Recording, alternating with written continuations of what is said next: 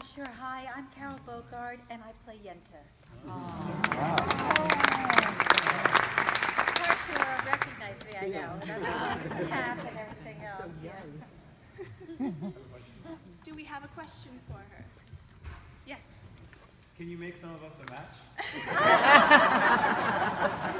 It's so funny because I have to say, every city that we go to, I do get stopped at the stage door, and there are a lot of moms that always ask me to match their sons. Not so much that they want their daughters matched, but I wish I had a nickel for every time somebody asked me to do that. Let me see, am I a matchmaker in real life? No, I think that I'm probably the opposite. I probably tell people, no. How long are you playing this? Let's see, we started rehearsals in September, probably the second week in September. We rehearsed in New York. The production company that runs this tour and a lot of other Broadway tours has their own studios in this city. And so we rehearsed for, I think, 3 weeks in New York, and then we traveled to Syracuse, New York, and we teched the show for a week, and that means just setting the lighting and the sound and everything. And then we opened officially in Philadelphia later that month on the 21st, I believe, and we've been on the road ever since then. Yeah, straight, without a break. Do you have the same actors and actresses playing, or do they have No, it's the whole company, and we all signed a contract for a year, and it's wonderful because we've all been together since day one in the rehearsals, so we all know each other and really respond to each other, and know each other's characters, and have gotten to the point now where people can actually even play with the parts a little bit. So, good reinforcement.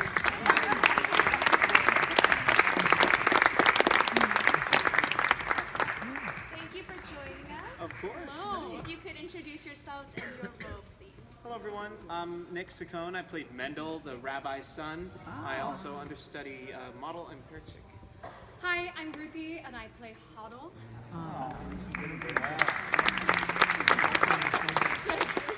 Hi, I'm Joshua, and I played Model. I'm kidding. Yes! No, I played Fyedka.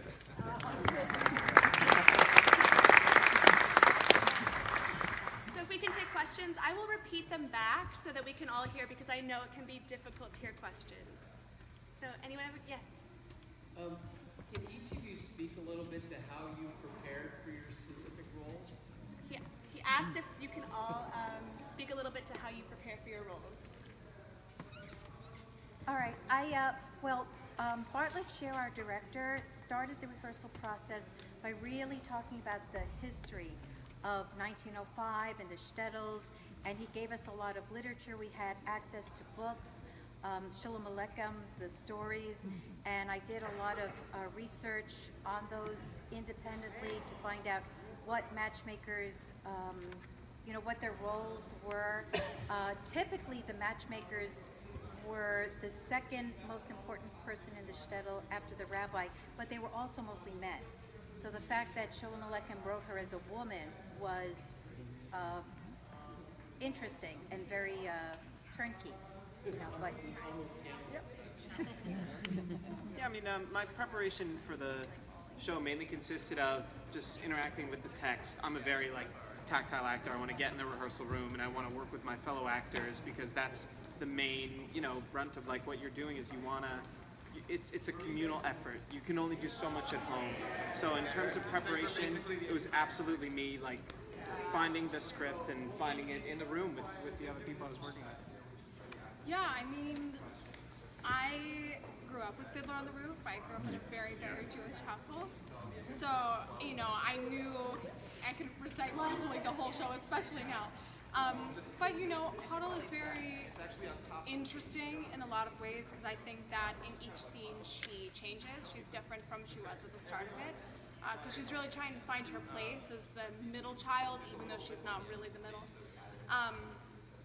But I think similar to Nick, being familiar with this text and the history of it, when we got to rehearsal, it was so, going home every night with all this new information and fitting it in. It's all a puzzle piece. You do everything separately and then you fit it together. So I think that's really where my preparation came into play. Yeah, I wasn't really familiar with Fiddler when I got cast to do this.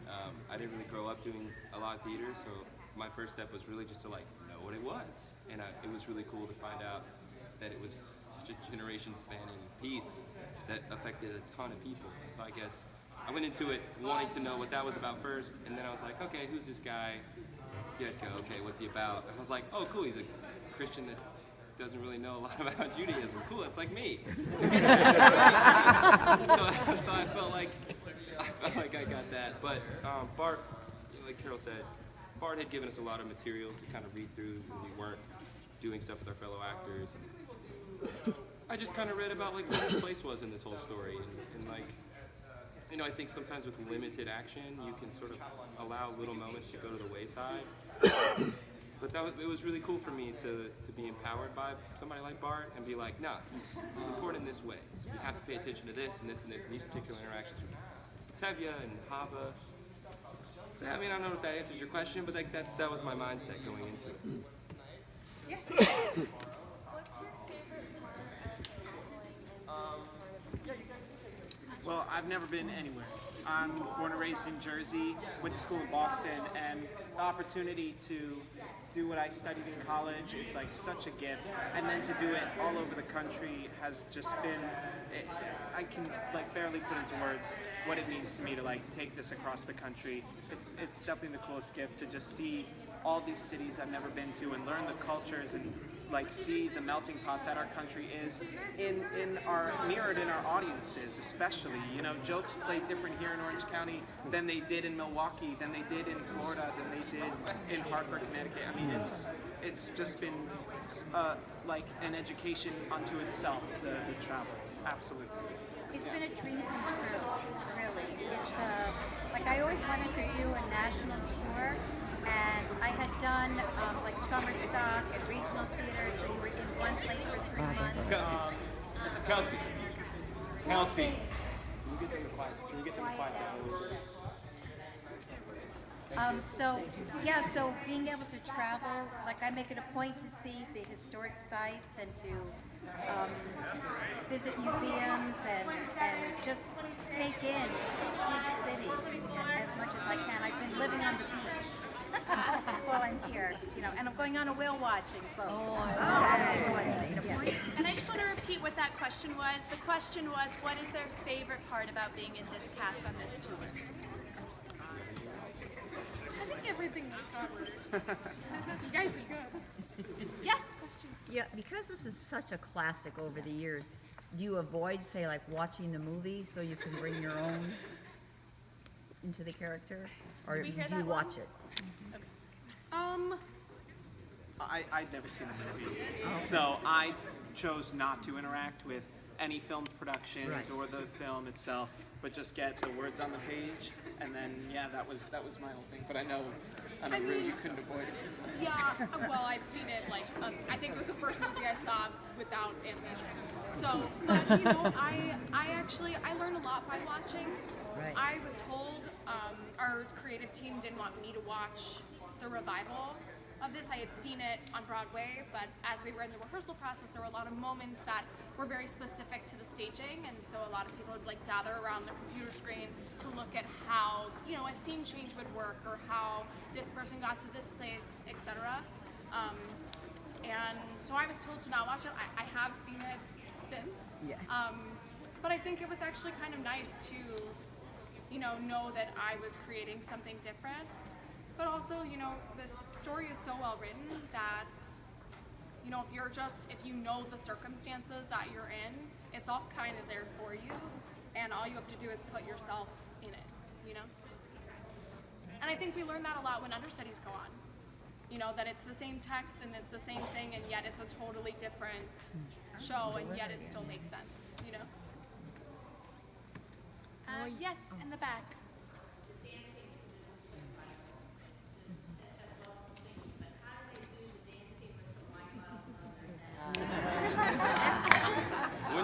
no. Theater, They're magic. yeah, They do they're- fall though. They're very good at it. I can They're tell you really that good, yeah. they're. Skill, straight chin, you know, and lots of practice. I Funny mean, that's- story, one time, I think it was in Fort Lauderdale, somebody asked that question and we were like, theater magic, and I kid you not, at that moment the lights flickered. We were like, yes! See? Yes, here. Does anyone know how accurate the choreography or gestures are? Like, especially for the wedding scene? I was watching the dance scene. I just like, I'm not Jewish, so I would have no idea like how accurate any of that would have been. But I would like to think. In my head, I was like, oh yeah, this is totally what a Jewish wedding would be. We actually had a writer who wrote about the show and referenced in the wedding dance an Israeli folk dance that he took parts of those gestures and interlaced it. It's based on Jerome Robbins, classic choreography. The bottle dance is Jerome Robbins, but Hofesh Shechter is from Israel, and he's, all of that Israeli feeling, that energy that you're enjoying, is very, very authentic. And I went to an Orthodox temple, and all the men would dance like this. When I saw it, I was like transported, and I was like, where am I? So it is, but I think that the choreography is very rooted in the truth with some, embellishment, because it is, we are part of a commercial theater theatrical production, but I think it's really grounded in truth. Yes, here. As you tour around, how common are these talkback sessions, Every city. and how are the people chosen who come out? We sign up. Okay. We volunteer as tribute. Yeah. There's a list, and we have like a call board where there's, where we sign in every day, and there are events like this, and it's like a numbered list, and if you want to do it, you just sign up. We thank you. Yes, sir. With the rise of anti-Semitism, do you believe the show is making a difference? Absolutely. I mean, I wouldn't be in this career if I didn't believe that. And that's, that's the truth. And it's unfortunate to me that this show is still so relevant in now. You'd like to think this is a piece that, oh, isn't that funny that people used to be like that? And in some cases it is, arranged marriages or this or that.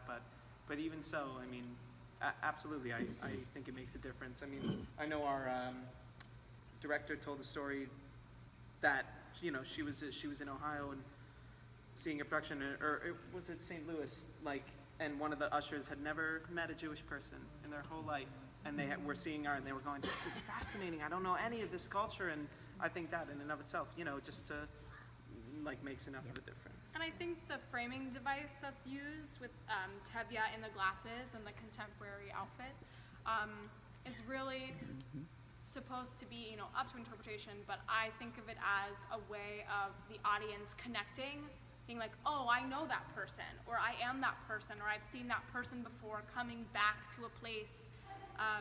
And I think that allows people to see themselves even in our story. And I also think, as playing a daughter and in this time period, it's a story about young women deciding that their voices are important. And every time I see a young girl in the audience, or a young, the youth, race, gender, sex, all, whatever. But it's about young people learning the validity of their voice, and I think that is so important right now. And I think there's so many lessons on every page that, we see audiences, laugh, cry, even if they don't think about it then, 10 years later, oh, I understand now, And I just want to add that, like it has been said, I think every culture can relate to the themes in this, but as far as us making a difference, we are making a difference. We played Pittsburgh just shortly after the Tree of Life shootings, and we had people, come up to us and just, thank us, and the whole playbill was filled with messages of love and support. And that is really the major theme, of the show. I get very emotional because I really think that, there's so much stuff going on in the world right now, and so much division, and yet the one thing that unifies everyone is love, and we see it as we're traveling. Everyone loves their family, everybody loves their friends, everybody wants what's best, and when you come right down to it, we're all the same. And it's an honor to be in a show like this that conveys that message.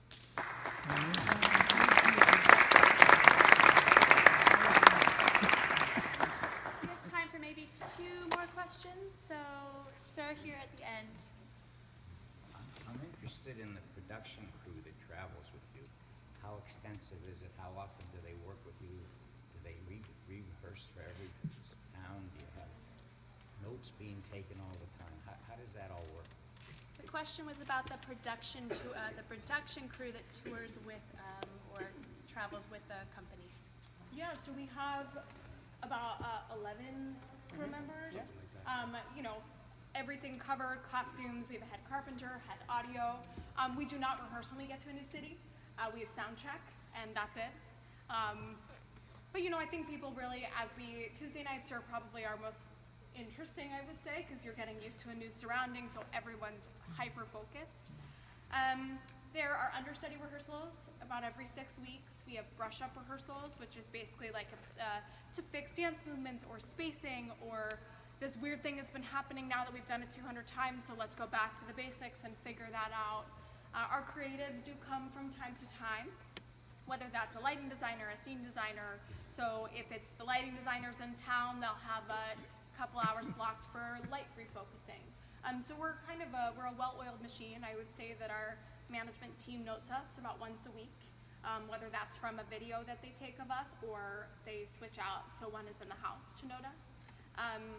But it's all about going back to, you know, what we rehearsed, and you know, things happen, and I think our crew is great. Like my petticoat ripped halfway through the show, and you know, its wardrobe is on me, you know, fixing it right away. So we have those people here, and I think it's a wonderful support system. Yeah, the set, I'll just Yeah. add, like, this whole thing, Sunday night, after the last show, they pack it up, they meet us in the next city, and Tuesday morning, they put it together. What do they got it down to, like 7.5 hours or Yeah, something? something like that. And they're It's- up and they're it's- running, and like, Yeah.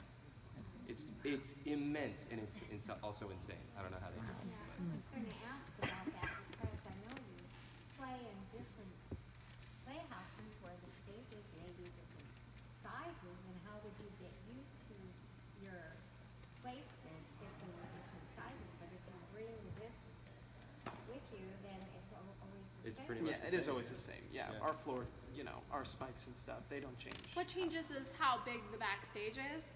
So, you know, like in San Antonio, we had like this, probably the row of this seats, like size to cross over. So all of us, it was like, look both ways before you cross the street.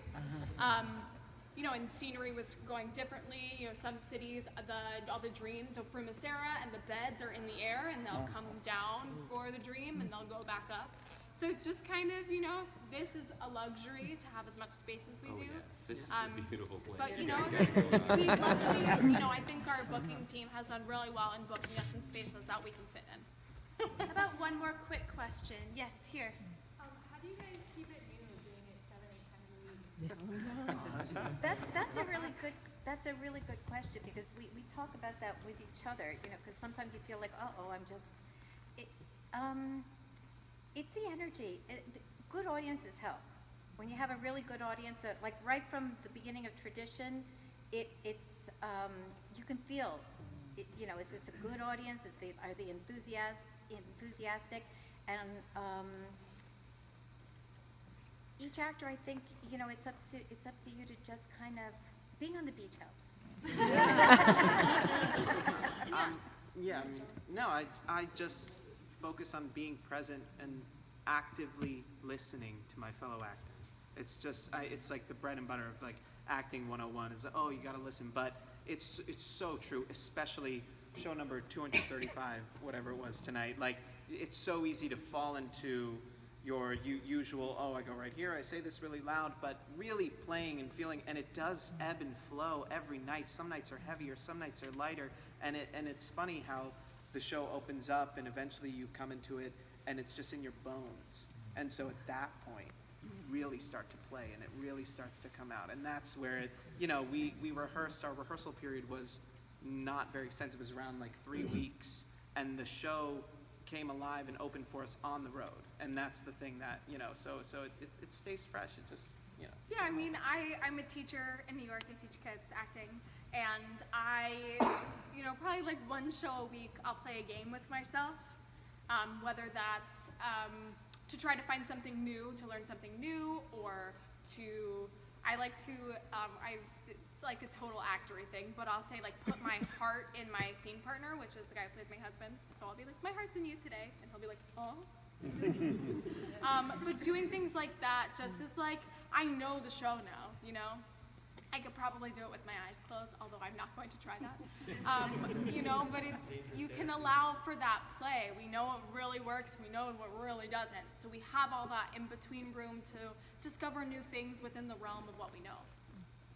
Yeah, I mean, I think I would echo what they said. It's just about getting your mind right and knowing, like, I get to do this, Like, there's no reason why it shouldn't be fresh for me every night. There's no reason why I shouldn't be able to go out there and like look at Natalie and just like listen to everything she has to say. And I have such limited time compared to these amazing people here.